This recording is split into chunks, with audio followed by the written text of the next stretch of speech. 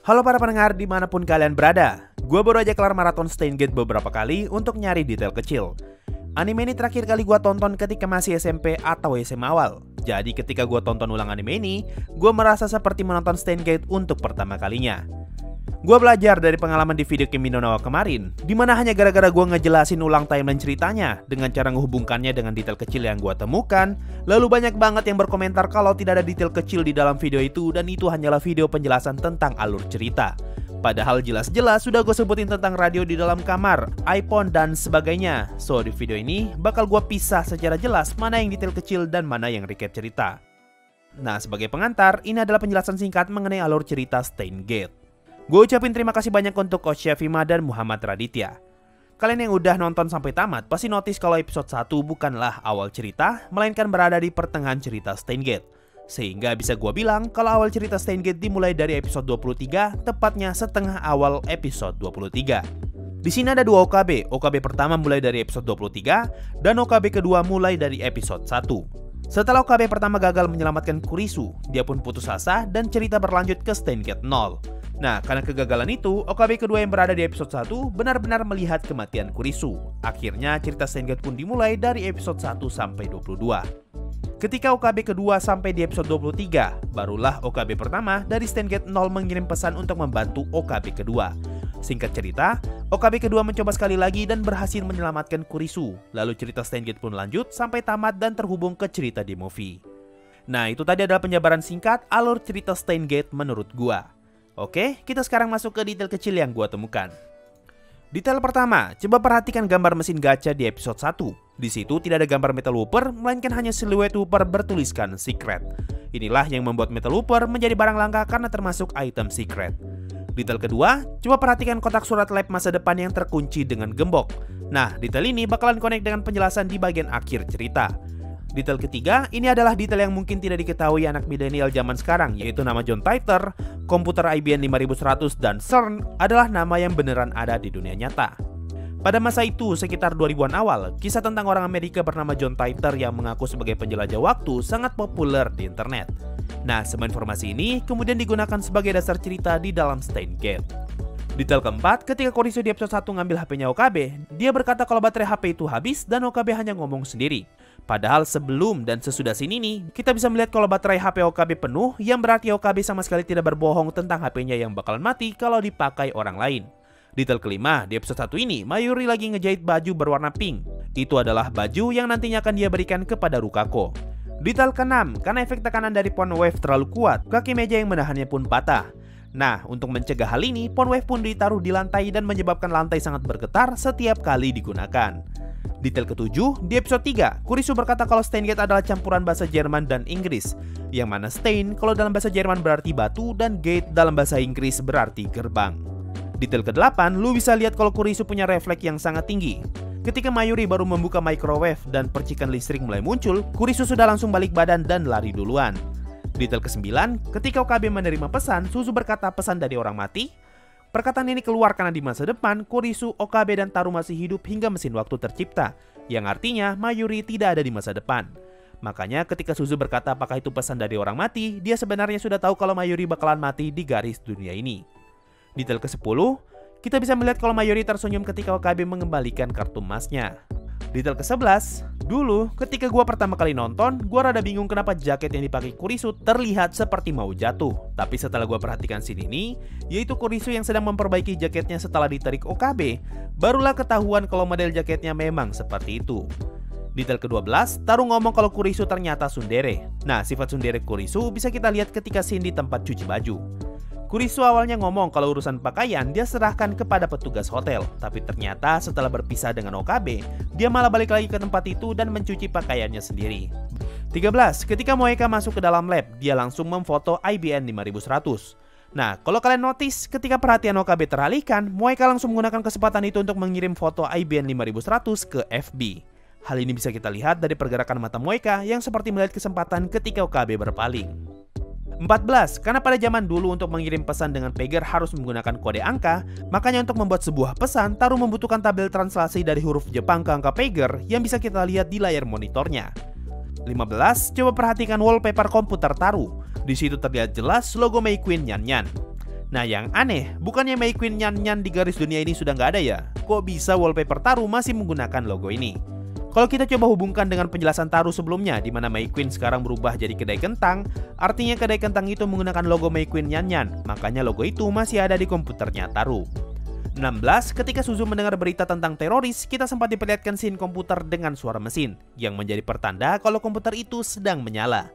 Nah, inilah yang jadi alasan kenapa ketika Moeka menyerang, Kurisu bisa langsung mengirim Okabe tanpa perlu menyalakan mesinnya terlebih dahulu. 17. Si penjual lencana memanggil Okabe dengan nama Mad Scientist so cool. Padahal niatan awal Okabe ingin berkata kalau dia adalah Mad Scientist yang keren. 18. Detail ini connect dengan detail di awal, yaitu kotak pos yang digembok. Alasan kenapa Mr. Brown harus naik ke atas lab untuk ngasih suratnya Suzu, karena dia tahu kalau orang lab tidak pernah menggunakan kotak posnya. Kalau kita lompat ke episode 21 ketika flashback Mayuri, bisa kita lihat kalau kotak pos itu masih tergembok. Gua pun berasumsi kalau sepertinya kunci gembok kotak pos itu hilang, makanya nggak pernah kepake. 19. Suzu berpesan kepada Brown untuk menjadi orang yang menyelamatkan orang lain. Ini persis seperti pekerjaannya sebagai FB yang membantu orang lain dengan cara menyamar sebagai orang yang mereka butuhkan. 20. Ketika sedang sibuk memperbaiki mesin waktu, Okabe ngasih minuman bersoda kepada Taru dan Taru berkata kalau dia maunya minuman soda tanpa kalori. Nah, kalau kalian perhatikan, ketika Taru membuntuti kencannya Okabe dan beberapa scene di atas mejanya Taru, selalu ada kaleng Coca-Cola hitam yang mana itu adalah kaleng Coca-Cola zero kalori. 21. Bisa kita lihat kalau makin lama Kurisu makin mirip dengan Okabe. Salah satu contohnya ketika dia mencoba meniru gaya ketawa Okabe dan mulai sering menggunakan penamaan yang ngawur. Detail ini nanti bakalan connect dengan cerita Steins Gate Movie mengenai asal-usul sebutan Mad Scientist. 22. Mungkin ini kebetulan, tapi ketika Rukako mulai mendapatkan ingatan dari dunia sebelumnya, banner di belakang Okabe langsung berubah dan muncul tulisan tiket present yang seakan memberi kode kalau ini adalah kesempatan untuk balik ke garis dunia sebelumnya. 23. Moeka pernah bilang kalau FB adalah segalanya bagi dia. Nah, pada saat flashback Moeka, bisa kita lihat kalau dia masih menulis pesan dengan normal. Tapi coba perhatikan pesan yang ditulis FB semuanya diakhiri dengan tanda tangan N. Buat lu yang nggak tahu, HP jadul punya fitur tanda tangan yang ngebuat lu bisa menaruh tulisan kecil di setiap akhir pesan. Karena FB make fitur tanda tangan di setiap pesannya, makanya setelah itu Moeka pun ikutan make fitur tanda tangan di setiap pesannya.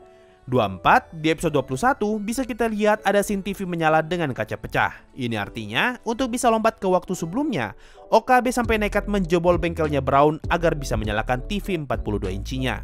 25. Detail yang satu ini gua rada nggak yakin. Coba perhatikan ekspresi Taru ketika dia ingin pergi ke event Komima. Dia seperti mengeluarkan ekspresi yang terlihat suram. Mungkin ini adalah pertanda kalau Taru pun merasa kesal tidak bisa berbuat apa-apa, padahal dia tahu kalau nyawa Mayuri dalam bahaya. 26. Ketika scene flashback Mayuri, bisa kita lihat kalau di dalam ruangan lab hanya berisi kulkas dan TV. Ini artinya, semua buku dan komputer yang ada di dalam ruang lab saat ini adalah milik Taru. 27. Ketika Suzu dari Perang Dunia Ketiga datang dan menjelaskan tentang mesin waktu, dia sempat menyebut ayahnya sambil melihat Taru. Menyadari tatapan Suzu, Taru pun berbalik dan mencoba mencari tahu siapa yang Suzu lihat. Hal ini pun diulang lagi ketika Suzu berkedip ke Taru dan Taru berbalik ke belakang untuk mencari siapa yang dilihat Suzu. 28. Ketika amplop yang dipegang Kurisu jatuh, bisa kita lihat kalau ada tonjolan di dalam amplop itu. Nah, itu adalah Whooper yang dia pungut di tangga.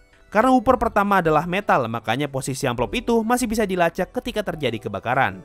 Dan terakhir, detail ke-29, pin yang dibawa Suzuha dan pin yang dibuat Okabe adalah dua pin yang berbeda. Hal ini bisa kita lihat dari inisialnya, di mana pin milik Suzuha terdapat 3 inisial yang tidak tertulis. So, itu tadi semua detail kecil yang gue temukan setelah menonton Steins Gate utama. Sebagai tambahan, gue bakal ngasih tahu beberapa easter egg yang muncul di anime ini. Pertama, adanya banner poster Boku wa Tomodachi ga Sukunai di episode 2. Kedua, ketika menjelaskan tentang IBN 5100, Taru sempat menyebutkan nama Lightning Speed Night Heart, yang mana itu adalah nama karakter game yang dipakai MC dari anime Chaos Head.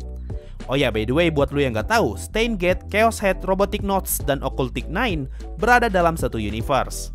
Ketiga, di episode 19, di salah satu gambar majalah terdapat parodi cosplay Saber.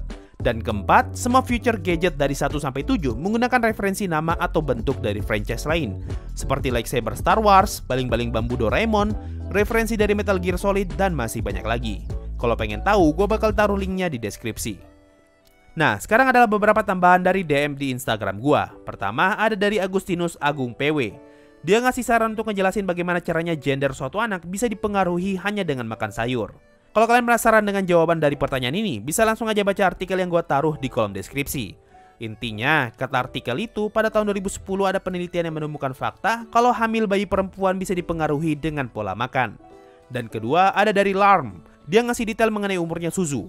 Karena Suzu muncul dari tahun 2036 dan dia berkata kalau mereka akan bertemu setelah 7 tahun, artinya Suzu lahir di tahun 2017.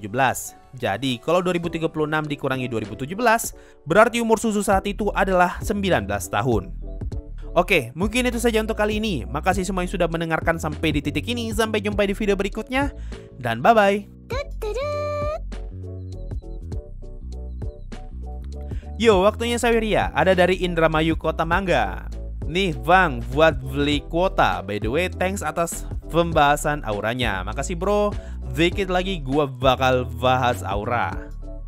Ada dari Zepis Kulilokheim. Bang, ada keinginan jadi pengajar? Enak banget dengar penjelasannya. Kagak bro, gua sadar diri aja kalau diri gua nggak pinter. Ada dari manusia biasa, mau koreksi aja sensei, Kirito bisa bunuh GM karena GM matiin sistem yang ngejaga darahnya. Deus Ex Machinanya yang Kirito gak mati meski HP-nya habis. Makasih bro. Gua salah di video kemarin karena gua ngandelin ingatan, dan salah gua karena nggak nge-rewatch ulang scene itu. Ada dari Gengar, pengen donate aja bro, jangan ragu. Ada dari orang mesum, ini sensei buat gacha apapun, wak hidup gacha. Makasih bro, aku cinta gacha. Ada dari Sendal Jepit, yo waktunya Saweria. Ada dari Popoman, bang aku mau nanya, makasih. Iya bener, itu dia jawabannya. Ada dari Gingerbread, gue nggak tahu mau apa, tapi kalau curhat kepanjangan, jadi gue cuma mau bilang, hey yang ribet dikit, hey yo apa kabar? Kabar gue baik-baik aja. Ada dari Suami Nigredo, bang seandainya Gilgamesh dari Fate Zero ada di Yggdrasil, job class-nya kira-kira bakalan apa ya? Pertanyaan yang berat, tapi kalau gue nggak salah aja, gue rasa sih jobnya bakalan King, Genius, dan Commander. Dan terakhir ada dari Romahes, bahas anime Haito Genso no Grimgar Sensei. Nanti gue masukin ke detail kecil aja bro. Gue lupa kalau nih anime udah di request dari dulu. Oke itu saja, makasih semua yang sudah donasi. Thanks a lot and bye.